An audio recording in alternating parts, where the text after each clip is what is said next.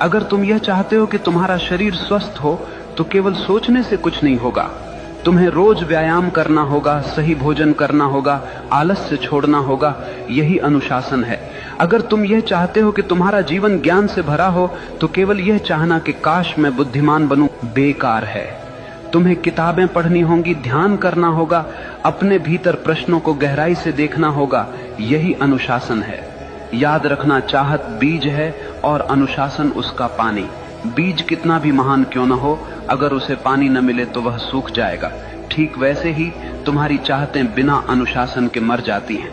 आज दुनिया में लाखों लोग सपने देखते हैं, लेकिन केवल वही लोग सफल होते हैं जिनके पास अनुशासन है, क्योंकि सपनों को हकीकत तक पहुंचाने का काम केवल अनुशासन ही करता है।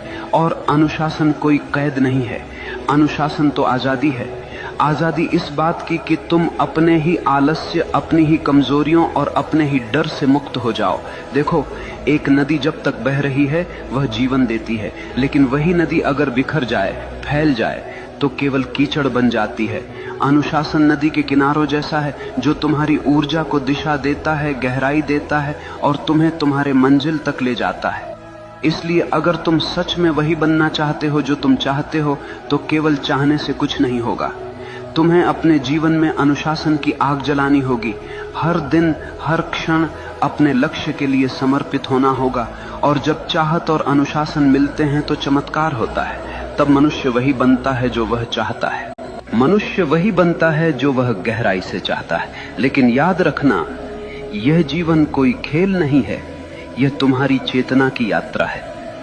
अगर तुम अपने भीतर नीच विचार रखोगे तो तुम जीवन को नरक बना लोगे, और अगर तुम अपने भीतर ऊंचे विचार, गहरी चाहत और अनुशासन रखोगे तो यही जीवन तुम्हें स्वर्ग बना देगा। सवाल ये नहीं है कि दुनिया तुम्हारे खिलाफ है या साथ में है, सवाल ये है कि तुम अपने साथ हो या नहीं।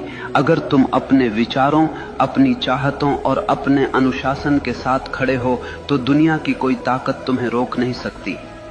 याद रखना, भाग्य बाहर से नहीं आता, भाग्य तुम्हारे भीतर से जन्म लेता है। जैसे तुम सोचते हो, जैसे तुम चाहते हो, जैसे तुम जीते हो, वही तुम्हारा भविष्य बनता है।